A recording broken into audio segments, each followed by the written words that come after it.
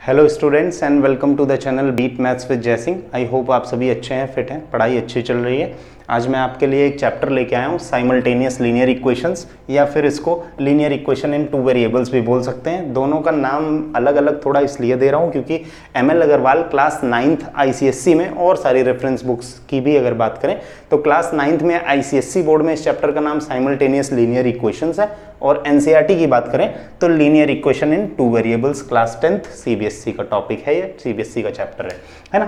तो ये 9th 10th दोनों में आता है, दोनों में थोड़ा सा बस फर्क है। साइमल्टेनियस लीनियर इक्वेशंस की बात करें क्लास 9th में तो इसमें ग्राफिकल मेथड से लीनियर इक्वेशंस को सॉल्व करना नहीं बताया गया है, लेकिन क्लास 10th में ये सिलेबस में है।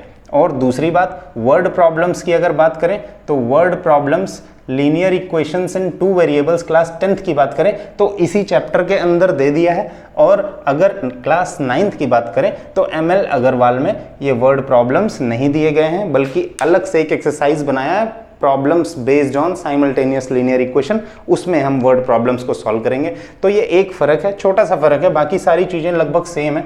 दोनों चैप्टर्स के ज़्यादातर कॉमन टॉपिक्स हैं, तो बिल्कुल हम क्लास 9th और 10th साथ में लेके चल सकते हैं। प्रॉब्लम्स एक ही जैसी हैं, है ना। जो 9th और 10th में दिए हुए हैं बिल्कुल प्रॉब्लम्स वैसी हैं, ज़्यादातर चीज़ें ठीक हैं, एक ही जैसी हैं।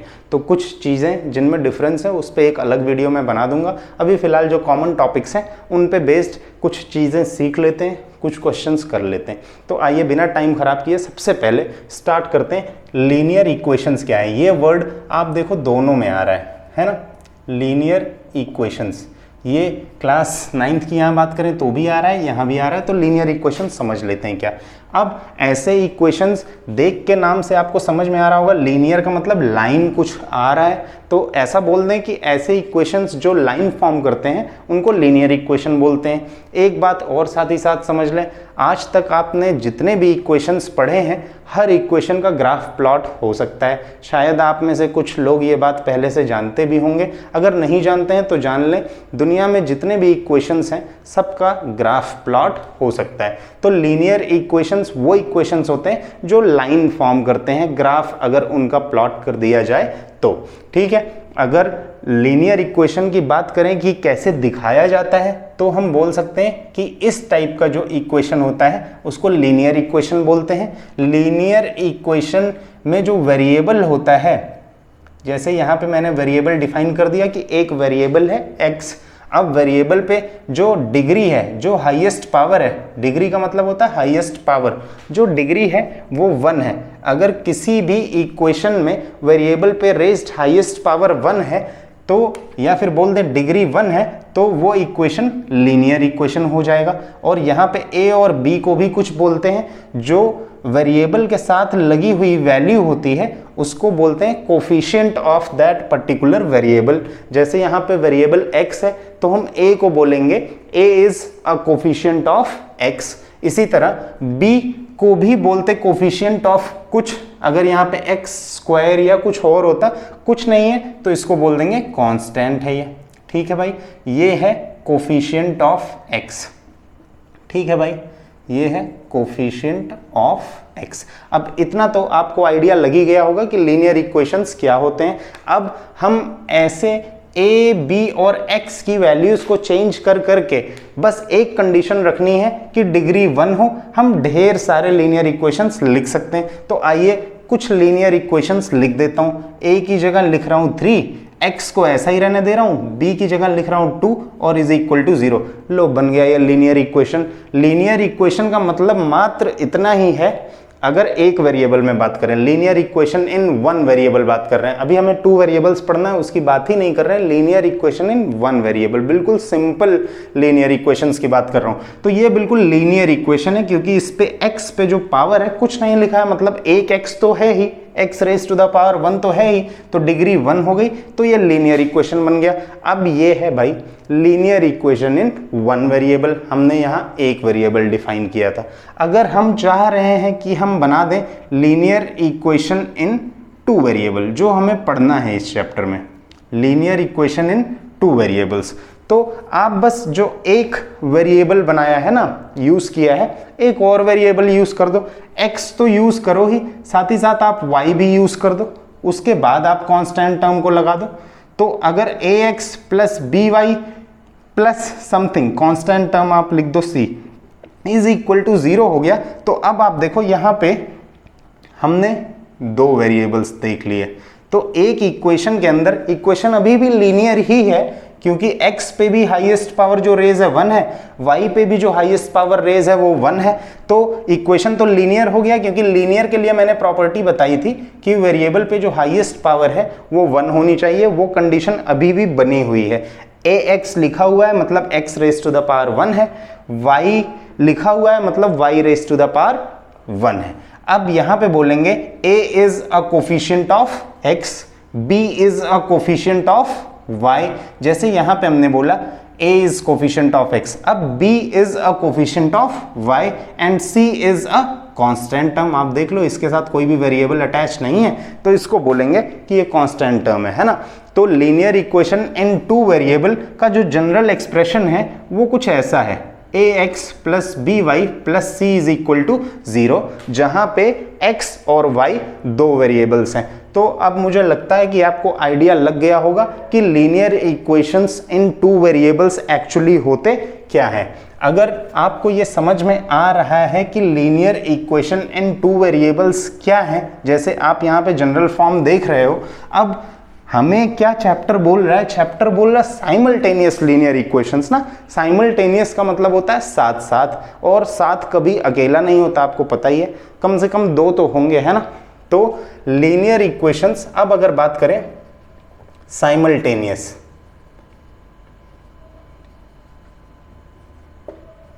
साइमल्टेनियस लीनियर इक्वेशंस, तो कम से कम, और साथ ही साथ अगर यहाँ की बात करें तो टू वेरिएबल्स में होना चाहिए। तो साइमल्टेनियस लीनियर इक्वेशंस अगर लिखेंगे तो हम ये ax plus B Y plus C is equal to 0, ये अभी अभी linear equation in two variable बनाया था जहां पे वेरिएबल्स x और y हैं। अब मैं क्या बोल रहा हूं कि आप एक और इक्वेशन लिख दो।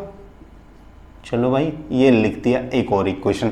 अब मैं क्या बोल रहा हूं कि साथ साथ आपने दो इक्वेशंस लिख दिए, और अगर आपने साथ साथ दो इक्वेशंस लिख दिए तो ये साइमल्टेनियस लीनियर इक्वेशन हो गया। लेकिन अब इन दोनों इक्वेशंस में कोई फर्क है क्या?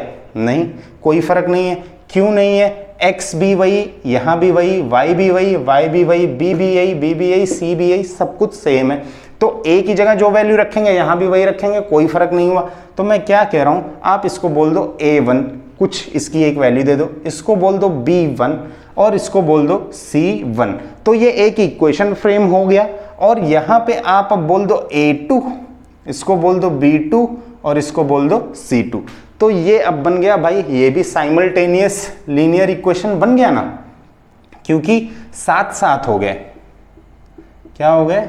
साथ साथ, है ना, साइमल्टेनियस हो गए। साइमल्टेनियस का मतलब क्या? साथ साथ। दो लीनियर इक्वेशंस साथ साथ हो गए, और वो दोनों लीनियर इक्वेशंस कैसे हैं? Two variables. तो ये हो गए साइमल्टेनियस लीनियर इक्वेशंस इन टू वेरिएबल्स। आइए समझने के लिए एक एग्जांपल भी लिख देते हैं। मैं कहता हूं आप a की जगह ले लो 1x प्लस b की जगह ले लो 2y प्लस c की जगह ले लो आप 3 इज इक्वल टू 0। आपने ये ले लिया, ठीक है। अब 1x लिखे या ना लिखे कोई फर्क नहीं पड़ता, चलिए लिख देते हैं। दूसरा आप इक्वेशन ले लो 2x plus 4y plus 8 is equal to 0। आपने ये दो लीनियर इक्वेशंस लिख दिए, साइमल्टेनियस लीनियर इक्वेशंस हैं। कैसे लीनियर इक्वेशंस हैं? साइमल्टेनियस हैं। अब आप ध्यान से समझिएगा मैं जो बात कहने जा रहा हूं। अगर मैं x और y को इस इक्वेशन के लिए एक वैल्यू दे दूं, x इज इक्वल टू 1 और y इज इक्वल टू भी 1, मैंने एक वैल्यू इस इक्वेशन के लिए दे दी, x इज इक्वल टू 1 और y इज इक्वल टू 1। तो मैं x की जगह अगर 1 पुट करूंगा तो भाई ये 1 इंटू 1 हो जाएगा, प्लस 2y, तो 2 इंटू वाई, वाई की वैल्यू 1 दी है, प्लस 3। अब ध्यान दीजिएगा 1 इंटू 1 क्या हो गया? 1 plus 2 plus 3 is equal to आ गया भाई 6। अब क्या ये वैल्यूज रखने पे हमको ये आंसर मिला है? जी नहीं।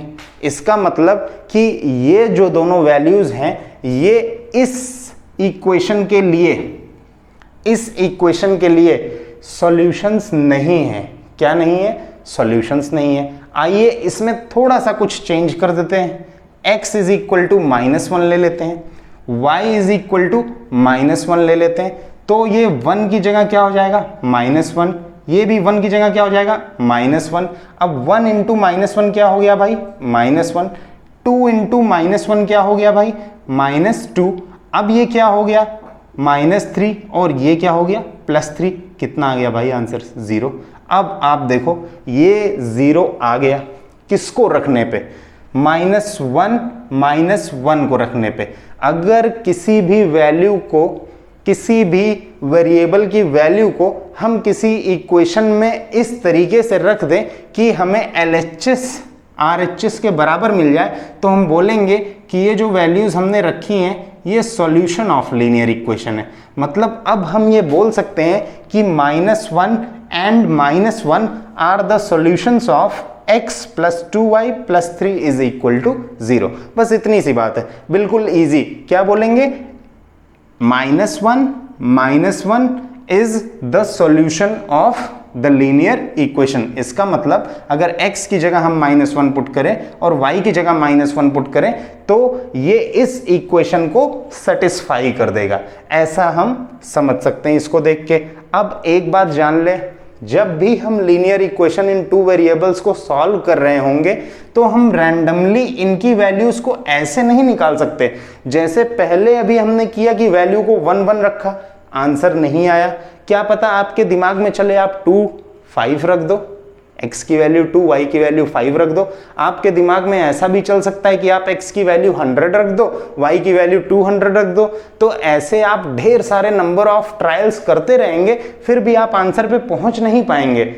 मतलब जैसे मैंने यहाँ गेस कर लिया कि -1 पुट करने पे इस इक्वेशन को ये सेटिस्फाई कर जाएंगी वैल्यूज, तो ठीक है मैंने गेस कर लिया। अब मैं कहता हूं कि हम इक्वेशन ऐसा नहीं बना के ऐसा बना देते हैं। अब लो, अब गेस करने में बड़ा प्रॉब्लम हो जाएगा कि हम x और y की क्या वैल्यू रखें कि ये आंसर 0 आ जाए। इस बात को आप मानते होंगे, है ना। अगर इन दोनों वैल्यूज को अब रखने में प्रॉब्लम आ रही है तो हमें साइमल्टेनियस लीनियर इक्वेशंस को सॉल्व करना है ना। साइमल्टेनियस लीनियर इक्वेशन को सॉल्व करने का मतलब दो दिए गए इक्वेशन से x और y की वैल्यू निकालना है। अब हम गेस करके बार बार इन वैल्यूज को नहीं निकाल सकते। चलिए मैं कहता हूं कि आप इसको भी गेस कर लेते हैं एक बार। मैं वैल्यू को और बड़ा कर देता हूं, और बड़ा कर देता हूं, और बड़ा कर देता हूं, और बड़ा कर देता हूं। क्या अब गेस करना आसान होगा? बहुत मुश्किल हो जाएगा। आप नंबर ऑफ ट्रायल्स रखते रहेंगे और कभी भी इसको 0 पाने के लिए आप सोचिए 1021x + 714y। अब आप x को क्या रखो, y को क्या रखो कि ये 0 बने।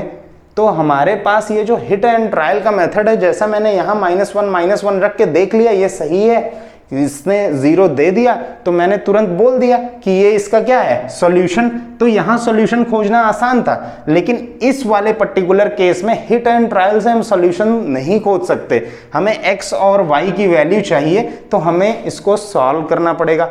अब लीनियर इक्वेशन इन 2 वेरिएबल्स को सॉल्व करने का कोई हमारे पास पुख्ता तरीका होना चाहिए। ऐसा तरीका होना चाहिए जिससे हम साइमल्टेनियस लीनियर इक्वेशंस को आसानी से सॉल्व कर सकें। तो अगर बात करें यहाँ पे क्लास 10 CBSE की बात करें तो यहाँ पे जो तरीके बुक में दिए हुए हैं वो ये हैं। पहला तो है ग्राफिकल मेथड, इस पे मैं एक अलग वीडियो बना दूंगा। उसके बाद के सारे मेथड्स दोनों बुक में कॉमन है। सब्स्टिट्यूशन मेथड, फिर इसके बाद है एलिमिनेशन मेथड, फिर इसके बाद है क्रॉस मल्टीप्लिकेशन मेथड। ये बेसिक मेथड्स हैं जिनको यूज करके हम लीनियर इक्वेशन इन 2 वेरिएबल्स को सॉल्व कर सकते हैं और उसके सॉल्यूशंस को निकाल सकते हैं। सॉल्यूशन निकालने का मतलब ये है कि हम बार बार x और y की वैल्यू निकालेंगे। अगर वेरिएबल्स x और y हैं तो वेरिएबल्स चेंज भी हो सकते हैं। कभी कभी उनको u v नाम दे सकता है ना, uv नाम दे सकता है, कभी कभी wx दे सकता है, कुछ भी नाम दे दे, जो भी नाम दे दे, हम वेरिएबल्स को इन चारों मेथड से सॉल्व करेंगे। इसमें इस मेथड पे मैं अलग से वीडियो बनाऊंगा, बाकी ये तीनों पे तो अभी इसी वीडियो में सब कुछ क्लियर कर दूंगा।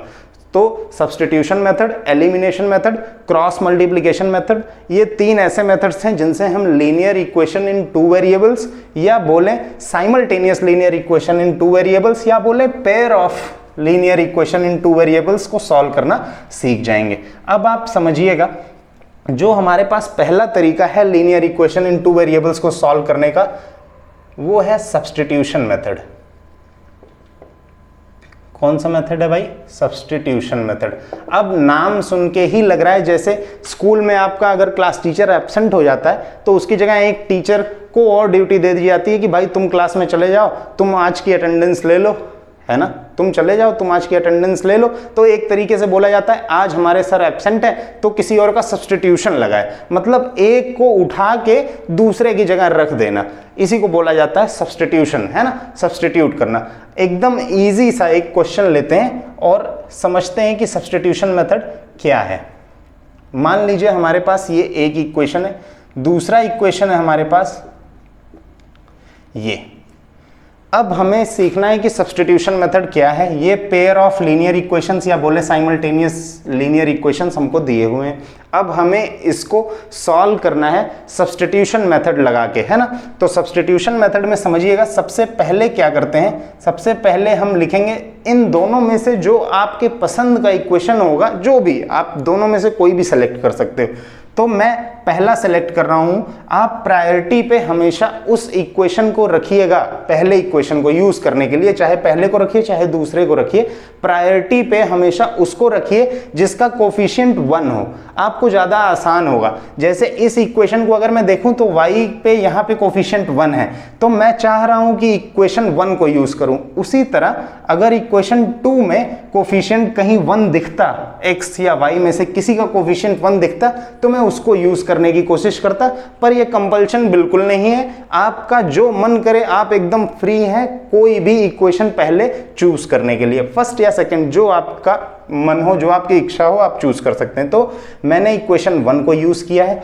अब इक्वेशन 1 को अगर मैं यूज करूं तो ये बात लिख सकता हूं 2x plus Y is equal to 3 है, तो क्या मैं इसको ऐसा लिख सकता हूं y इज इक्वल टू 3, ये दूसरी तरफ जाएगा 2x है तो क्या हो जाएगा -2x। अब मैं क्यों बोल रहा था कि मेरा मन कर रहा है पहला इक्वेशन चूज कर लूं, इसके पास कोफिशिएंट 1 था, या बोल दें दिखाई नहीं पड़ रहा है, तो सीधे हमें y की value in terms of x मिल जाएगी। अगर हम 2x को लेंगे तो y को उधर भेजेंगे तो ये 3 माइनस वाई होगा, अपॉन 2 करेंगे तो अपॉन आएगा, डिनोमिनेटर आएगा, थोड़ा सा सॉल्व करना लंबा हो जाएगा, इसलिए मैंने ये कर दिया है यूजिंग इक्वेशन 1। जैसे ही आपको एक वेरिएबल की value in terms of other variable मिल जाए, उस इक्वेशन को कोई नाम दे दे, इक्वेशन 3। अब बस आपको इतना करना है, put value of y from equation 3 to equation 2, है ना। Put value of y from equation 3 to equation 2। अब बोल रहा है कि ये जो आपने एक किसी वेरिएबल की वैल्यू निकाल ली है, इसको जो इक्वेशन आपने नहीं यूज किया था उसमें पुट कर दो। तो हमने 1 को यूज किया था, 2 को नहीं यूज किया था, 1 को यूज करके ये वैल्यू निकाली है, इसको आप 2 में पुट कर दो। तो क्या लिख दूं मैं, 5x प्लस 2 इंटू y की वैल्यू क्या है 3 माइनस 2x। तो मैंने y की जगह देखो भाई बॉक्स बनाया है, ब्रैकेट बनाया है। क्यों बनाया है, क्योंकि ये बाइनोमियल है, इसमें 2 टर्म्स हैं। 2 सिर्फ 3 से नहीं मल्टीप्लाई होगा, पूरे के पूरे 3 माइनस 2x से मल्टीप्लाई होगा, क्योंकि y की वैल्यू 3 नहीं है, 3 माइनस 2x है, इसलिए मैंने ब्रैकेट लगा दिया है, इज इक्वल टू 6। अब हम इसको देख पा रहे हैं, ये बिल्कुल क्लास 7th का 6th का ऐसे इक्वेशंस आप सॉल्व करते आए हैं, है ना। तो 5x को ऐसा ही लिख रहा हूं, प्लस अब ये 2 मल्टीप्लाई होगा 3 में, क्या हो जाएगा 6, फिर 2 मल्टीप्लाई होगा -2 में। ये ध्यान रखें कि साइन सही लगाते चलें, इधर प्लस इंटू, यहां भी प्लस था तो प्लस आया, प्लस इंटू इधर माइनस है तो यहां माइनस आएगा। अब 2 इंटू 2x क्या हो जाएगा 4x इज इक्वल टू 6, ये बन गया। अब हम क्या करें, 5x माइनस 4x को इधर रखें और उधर क्या ले जाएं 6 माइनस 6, है ना। ये +6 उधर गया, -6 हो गया। अब ये क्या लिख सकते हैं, x is equal to 6 - 6 by क्या आ गया, 0। तो हमने x की वैल्यू बता दी। अब समझिएगा भाई, एक वैल्यू पता लग गई। अब y put x is equal to 0 in equation 3। तो अब क्या करें, y is equal to 3 - 2x।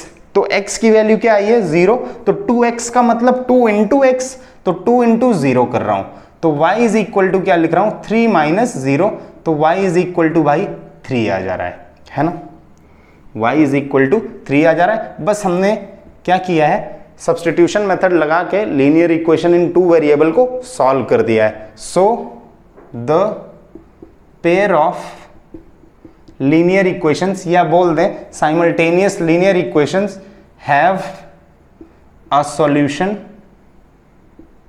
That is, क्या सॉल्यूशन है भाई, x 0 y 3। यही सॉल्यूशन आया, x की वैल्यू 0 आई है, y की वैल्यू 3 आई है ना। बहुत इजी है। आप अब चाहो तो इन वैल्यूज को in pair of linear equation में रख के चेक भी कर सकते हो कि क्या आपने सही वैल्यूज निकाली हैं, सही सॉल्यूशन निकाला है। तो अगर हम x 0 पुट करें यहां, तो 2 इंटू 0 ये क्या बन जाएगा, 0, प्लस y की वैल्यू कितनी आई है, 3। तो 0 + 3 देखो भाई 3 आ रहा है, बिल्कुल सही है, इस इक्वेशन पे काम कर गया। अब दूसरे में पुट करके देखो, x 0 है तो 5 इंटू 0 भाई क्या बनेगा, यहां 0 बनेगा। 2 इंटू वाई की वैल्यू 3 आई है, 2 3 6, देखो 0 + 6 करोगे आप 6 आएगा। इसका मतलब हमने बिल्कुल सही वैल्यूज निकाली हैं, बिल्कुल सही पेयर ऑफ वैल्यूज निकाली हैं और x और y निकाल के इस पेयर ऑफ लीनियर इक्वेशन को सॉल्व कर दिया है। तो ये हमारा पहला मेथड था, सब्स्टिट्यूशन मेथड। बहुत इजी मेथड है। सिर्फ क्या करना है, एक बार फिर से देखें, 2 लीनियर इक्वेशंस दिए हुए हैं, उनमें से किसी एक लीनियर इक्वेशन को चूज कर लेना है। आप दोनों में से कोई भी कर सकते हो, मैंने पहले को चूज किया। 2x + y = 3 था, मैंने 2x को दूसरी तरफ भेजा और लिख दिया y = 3 - 2x। जब ये वैल्यू मिल गई तो इसको उठा के दूसरे वाले इक्वेशन में पुट कर दिया, y की जगह सॉल्व करते गए, x मिल गया। जब x मिला तो x की वैल्यू को यहां पुट कर दिया, उससे y मिल गया, हमको दोनों सॉल्यूशंस मिल गए। तो एक सबसे टफ क्वेश्चन जो सब्स्टिट्यूशन मेथड का बन सकता है वो सिर्फ इन वैल्यूज को चेंज करके बन सकता है। इन वैल्यूज को चेंज करने के अलावा इससे एक टफ क्वेश्चन बनाने की पॉसिबिलिटी नहीं है। इसीलिए मैं आपको कह रहा हूं कि अगर आपने मेथड समझ लिया तो आपको सब्स्टिट्यूशन मेथड का हर क्वेश्चन आएगा ही आएगा। इसी वजह से कह रहा हूं कि इस चैप्टर को अगर आप अच्छे से पढ़ेंगे, और हाँ, इस वीडियो को पूरा देखें, इसमें 3 ही टॉपिक हैं, 3 चीजों को आप अच्छे से समझ लेंगे, आपका इस चैप्टर पे कमांड हो जाएगा। आप इस चैप्टर में सारा का सारा नंबर पाएंगे, एक भी ऐसा नंबर नहीं होगा जो आप मिस करेंगे इस चैप्टर में, है ना। तो ये हमने सब्स्टिट्यूशन मेथड सीख लिया। आइए अब अगला मेथड सीखते हैं, एलिमिनेशन मेथड। अगला मेथड है एलिमिनेशन मेथड, है ना, एलिमिनेशन मेथड। अब इन्हीं मेथड्स पे एक और वीडियो बनाऊंगा जिसमें ढेर सारे क्वेश्चंस इन तीनों मेथड से अलग अलग सॉल्व हो रहे होंगे। फिलहाल अब जान रहे हैं कि मेथड्स कैसे कैसे हमें अप्लाई करके लीनियर इक्वेशन इन 2 वेरिएबल्स के सॉल्यूशन निकालने हैं। तो एलिमिनेशन मेथड में चलिए सीखते हैं। कुछ नाम सुन के तो लग रहा है कि एलिमिनेट करना है। एलिमिनेट करने का मतलब साइडलाइन करना, बिल्कुल किनारे करना, कैंसल आउट कर देना, है ना।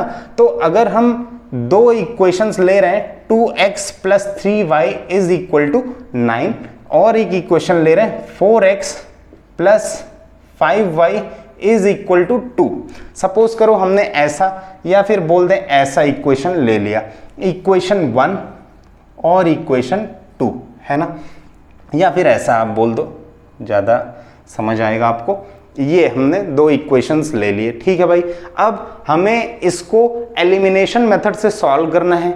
एलिमिनेशन मेथड में हम किसी एक वेरिएबल को एलिमिनेट कर देते हैं किसी तरीके से। अगर हम इसको गायब कर दें तो इक्वेशन सिर्फ y में बचेगा, y को सॉल्व कर लेंगे, फिर y की वैल्यू यहां रख देंगे या यहां रख देंगे, करस्पॉन्डिंग x की वैल्यू हमें मिल जाएगी। पर अब हम सोचते हैं कि ये एलिमिनेशन हो कैसे, एलिमिनेशन करना कैसे है। तो आइए ध्यान देते हैं, इसको इसके जैसा बना दें और इसको इसके जैसा बना दें। ठीक है, मेरा कहने का मतलब है कि यहाँ 2x है, अगर यहाँ भी 2x होता और हम इन दोनों इक्वेशंस को माइनस कर देते तो 2 - 2 बन जाता 0, 3 - 5 बन जाता 2y, 9 - -2 कुछ बन जाता तो y की वैल्यू आ जाती। अब ये एक जैसे नहीं है, अब हम क्या कर सकते हैं, कोई ऐसा ऑपरेशन चला सकते हैं यहाँ जिससे इस पूरे इक्वेशन की वैल्यू चेंज ना हो लेकिन फॉर्म कोई और ले ले और ये दोनों इक्वल जैसे दिखने लगे। तो हम क्या कर सकते हैं, ऐसे सिचुएशन में सबसे अच्छा तरीका मैं आपको बता रहा हूं। सबसे अच्छा, अगर ये दोनों एक दूसरे के टेबल में आते हैं, जैसे अगर ये 2x और 4x होता तो आपको दोनों इक्वेशंस को मल्टीप्लाई करने की जरूरत नहीं है। ठीक है, जो छोटा नंबर है उससे इसको डिवाइड कर दें, तो 4 को 2 से डिवाइड कर देंगे, आंसर कितना आया भाई 2। तो जो छोटा वाला जिसमें छोटा है कोफिशिएंट, उस पूरे इक्वेशन को उस पर्टिकुलर आंसर से मल्टीप्लाई कर दें। और अगर ऐसा नहीं है तो सबसे अच्छा तरीका, ये तरीका हमेशा काम आएगा, चाहे दोनों एक दूसरे के टेबल में आते हो या फिर ना आते हो। हमें कैलकुलेशन थोड़ी बड़ी करनी पड़ सकती है पर आंसर जरूर देगा ये तरीका। वो ये है कि आप इस कोफिशिएंट से, मतलब 2 है ना, उससे इक्वेशन 2 को थ्रू आउट मल्टीप्लाई कर दीजिए और इक्वेशन 2 का जो कोफिशिएंट है x का, उससे इक्वेशन 1 को थ्रू आउट मल्टीप्लाई कर दीजिए। तो मैं लिख रहा हूं मल्टीप्लाइंग इक्वेशन 1/3। इस पूरे इक्वेशन को मैं x के कोफिशिएंट से मल्टीप्लाई कर दे रहा हूं एंड इक्वेशन 2 अब इक्वेशन 2 को अगर इस इक्वेशन 1 को x के कोफिशिएंट के साथ मल्टीप्लाई किया है तो सेकंड इक्वेशन को ऊपर वाले के x के कोफिशिएंट के साथ मल्टीप्लाई कर देना होता है। एरो देखिए बना हुआ है, आपको समझ में आ रहा होगा। तो मल्टीप्लाई इक्वेशन 2/2 है ना। अब ध्यान दीजिएगा कि बनेगा क्या। अगर इस इक्वेशन को थ्रू आउट 3 से मल्टीप्लाई करेंगे तो ये बनेगा 3 2 6, फिर 3 से इसको भी मल्टीप्लाई करेंगे 3 3 9, फिर 3 से इसको भी मल्टीप्लाई करेंगे, क्या बनेगा 27। इजी है। अब इस पूरे इक्वेशन को हम मल्टीप्लाई करेंगे 2 से, देखो एरो 2 का बना हुआ है, तो 2 से मल्टीप्लाई करेंगे 2 3 6x प्लस यहां पे भी 2 से 2 5 10y, यहां भी 2 से 2 × -2 -4 आ जाएगा। ठीक है भाई। अब यहां पे एक बात बढ़ा दो और यहां एक लाइन बना दो, है ना। ये कोफिशिएंट मैच कर गए हैं। अगर जो इन पे सेम साइन है तो हम हमेशा सब्ट्रैक्ट करेंगे। क्या करेंगे? सब्ट्रैक्ट। अगर सेम साइन है, यहाँ पे +6x यहाँ भी है, +6x यहाँ भी है, तो हम सब्ट्रैक्ट करेंगे। तो जब भी इस पूरे इक्वेशन से इस पूरे इक्वेशन को माइनस करेंगे, जैसे आप 2x + 3y है, 2x + 3y है, इसमें से आप माइनस करोगे 3x + 5y को, तो आप ये नहीं लिख सकते क्योंकि सिर्फ 3x माइनस नहीं हो रहा है, ये पूरा का पूरा इक्वेशन माइनस हो रहा है। इसलिए आप यहाँ क्या यूज करेंगे? ब्रैकेट। इससे क्या होगा? 3x का भी साइन चेंज हो जाएगा और यहाँ माइनस प्लस यहाँ भी माइनस आएगा, तो वहां पे यहाँ पे जो पूरा आंसर आएगा वो निगेटिव साइन आएगा, -5y। तो मैं क्या कह रहा हूं कि आप यहां पे सारी साइन चेंज कर दो, जो भी साइन है सबको पलट दो। पलट दिया, अब 6x - 6x कैंसिल हो गया और इसी प्रोसेस को एलिमिनेशन बोलते हैं कि हम किसी तरीके से एक वेरिएबल को एलिमिनेट कर दें। अब हमने एक वेरिएबल को तो एलिमिनेट कर दिया, अब हम पुरानी साइन को भूल जाते हैं। इस साइन से हमें कोई लेना देना नहीं है। 9y - 10y is equal to -1y आएगा, जो -y लिखा जा सकता है, इज इक्वल टू 27। इस साइन को भूल जाएं, नए साइन को याद रखें। 27 + 4 कितना आ गया? 31। अब माइनस साइन उधर ले जाएंगे तो भाई ये हो जाएगा y इज इक्वल टू -31। ये एक वैल्यू आ गई y की। अब इस y की वैल्यू को हम किसी एक इक्वेशन में जिसमें हमारा मन हो पुट कर दें। Put y is equal to -31 in equation first, यहां पे पुट कर रहे हैं। आप ध्यान दीजिएगा क्या आता है। 2x तो ऐसे ही रहेगा, प्लस 3y मतलब 3 × y मतलब 3 × -31 इज इक्वल टू 9। अब आप बात ध्यान से समझिएगा, इस के बाद आगे सॉल्व कर रहा हूँ तो ये लिखूंगा 2x माइनस 31 इंटू 3 करूंगा तो ये हो जाएगा -93 इज इक्वल टू 9। ये प्लस इंटू माइनस माइनस आया है। अब 2x इज इक्वल टू, इसको उधर ले जाऊंगा तो ये क्या हो जाएगा 9 प्लस 93, तो 2x इज इक्वल टू क्या हो गया 102, ऐड कर दिया है ना। अब x इज इक्वल टू क्या हो गया 102/2 जो कितना आ गया 51, तो x की वैल्यू कितनी आ गई 51।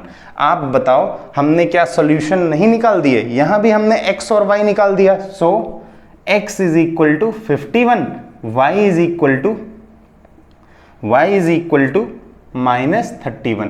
तो ये जो हमने निकाले हैं these are solutions of the linear equations, या बोल दें these are solutions of pair of linear equations, या बोल दें these are solutions of simultaneous linear equations.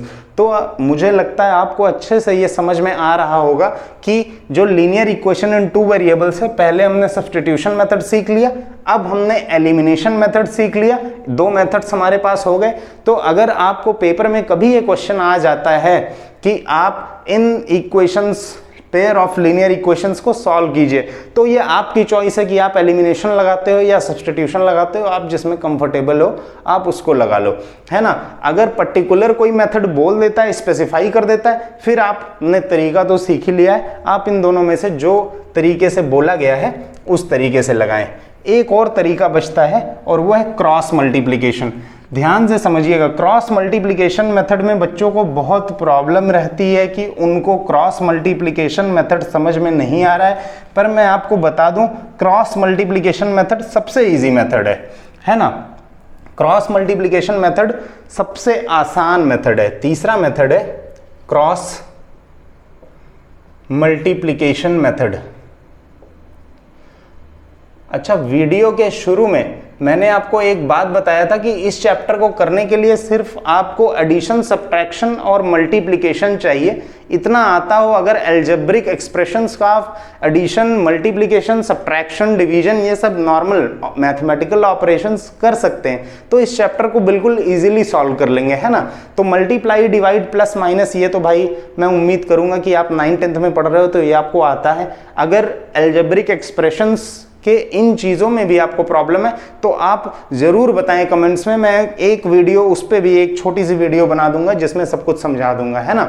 तो आगे बढ़ते हैं क्रॉस मल्टीप्लिकेशन मेथड पे, ठीक है। अब क्रॉस मल्टीप्लिकेशन मेथड की बात करें, बहुत इजी मेथड है। जैसे हम एक यहां भी क्वेश्चन सेलेक्ट कर लेते हैं, ये ले लिया। अब हमें इसमें क्रॉस मल्टीप्लिकेशन लगाना है। बहुत बार बच्चे कंफ्यूज हो जाते हैं कि 1 लें, -1 लें, क्या लें। बिल्कुल आसानी से एक स्टेप में आपको समझा दूंगा पूरा, 2-3 स्टेप्स में क्रॉस मल्टीप्लिकेशन कितने भी टफ क्वेश्चन को सॉल्व करके खत्म कर देगा। बस आप मल्टीप्लिकेशन में, एडिशन में, साइन लगाने में ये ध्यान रखिएगा, मल्टीप्लिकेशन, एडिशन और साइन लगाने में कोई गलती ना करें, आप पक्का इससे सबसे इजीली आंसर पाएंगे। ये बहुत इजी मेथड है। तो सबसे पहले तो क्या काम करें, जो इक्वेशंस दिए हुए हैं उनको इज इक्वल टू 0 के फॉर्म में लिख दें, इज इक्वल टू 0, तो सारी कंफ्यूजन खत्म करें। 2x प्लस 3y, अगर इज इक्वल टू 0 लिखना है तो 1 को इधर लाना पड़ेगा, तो ये हो गया -1 इज इक्वल टू 0। और इस इक्वेशन की बात करें तो हो जाएगा x plus 2y minus 3 is equal to 0, ठीक है। पहले स्टेप में तो ये करें कि इज इक्वल टू 0 लिखने की कोशिश करें। उसके बाद बिल्कुल आसान है, आप यहां पे एक लिखो x, आप यहां पे एक लिखो y और यहां पे लिखो 1, बहुत इजी है। फिर यहां पे लगाओ अपॉन, यहां भी अपॉन और यहां भी अपॉन, बिल्कुल इजी, एकदम ध्यान से समझते जाओ आप। अब मैं क्या बोल रहा हूं कि आप जो भी लिख रहे हो यहां उसको छुपा दो ऊपर इक्वेशंस में। जैसे आपने यहां लिखा है x, आप x को छुपा दो। उसके बाद जो भी आपको दिख रहा है उसको वेरिएबल्स यूज किए बिना यहां पे लिख दो, इज इक्वल टू 0 भी भूल जाओ, वेरिएबल्स के बिना जो दिख रहा है जो एज इट इज लिख दो। +3 दिख रहा है तो +3 का मतलब होता है भाई 3, लिख दिया। उसके नीचे क्या दिख रहा है 2, जैसे दिख रहा है वैसे ही लिखते चले जाओ, लिख दिया 2। उसके बाद क्या है -1 -3, लो लिख दिया -1 -3, ठीक है। अब जब y के पास आए तो आप y को छुपा लो और उसके बाद जो जैसा दिख रहा है वैसा ही लिख दो। हमेशा राइट हैंड साइड चलना है भाई, राइट डायरेक्शन में जाओगे, सही डायरेक्शन में जाओगे तभी तो सही करोगे, ये याद रखो, राइट डायरेक्शन में जाना है। अब यहाँ क्या है -1 -3, तो -1 -3, या ऐसा भी सोच सकते हैं कि जो यहाँ पे लिखा हुआ है वो यहाँ पे लिख दें। अब -1 -3 लिख दिया तो वो तो लिखना नहीं है, बचा क्या 2 और उसके नीचे कुछ नहीं, तो लिखो 2 और उसके नीचे कुछ नहीं, तो 1 के साथ कुछ नहीं, x के साथ कुछ नहीं है, तो 1 तो है ही ना भाई, 1 तो सबका कोफिशिएंट होता है, तो यहाँ पे क्या लिख दिया 1। अब आप इसको छुपा लो, जब 1 लिखो कांस्टेंट टर्म को, तो क्या आपको दिख रहा है जो यहाँ पे खत्म हुआ है उसी से आगे शुरू करना है, 2 1, और आपने इसको छुपाया, आगे क्या लिखोगे 3 2, ये लिख दिया। इतना लिखने के बाद आप एक आसान काम करो, बस ऐसे एरो बना दो। मुझे लगता है आपको अच्छे से ये समझ में आ रहा होगा, ठीक है, एकदम अच्छे से इसको समझ लें और यहां लगा दें इज इक्वल टू, बिल्कुल इजी है ना। अब जो आपने एरो का डायरेक्शन बनाया है उसको मल्टीप्लाई कर दें, तो x/3 × -3 कितना आएगा भाई -9, बीच में एक बड़ा माइनस साइन लगाएं, माइनस, और 2 × -1 जो आता है वो लिख दें, 2 × -1 क्या हो जाएगा भाई -2, इज इक्वल टू y/, फिर से -1 × 1 क्या आ गया -1, एक बड़ा माइनस साइन लगाएं, -3 × 2 क्या हो गया -6, इज इक्वल टू 1/2 × 2 4, एक बड़ा माइनस साइन लगाएं, 1 × 3 क्या हो गया 3। अब बड़ा साइन इसलिए बोला था मैंने ताकि आप भूले ना, एक बार बड़ा साइन लगा दिया, मनो इसको छोटा कर दें, मनो इसको बड़ा भी करें, कोई दिक्कत नहीं। 2 साइन एक साथ आ रहे हैं इसलिए ब्रैकेट, 2 साइन एक साथ आ रहे हैं इसलिए ब्रैकेट, यहाँ कोई साइन नहीं आ रहा है, यहाँ कोई दिक्कत नहीं है।